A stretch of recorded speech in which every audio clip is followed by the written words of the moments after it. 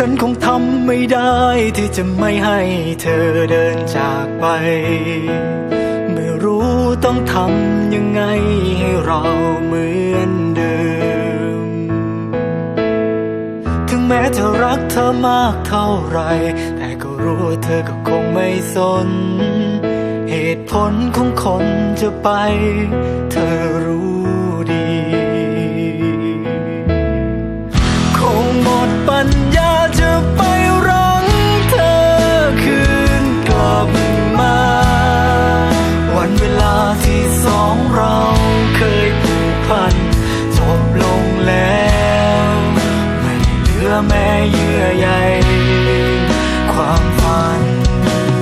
พังทลายแล้วฉันจะเดินไปได้ยังไงต่อไม่เหลือพอ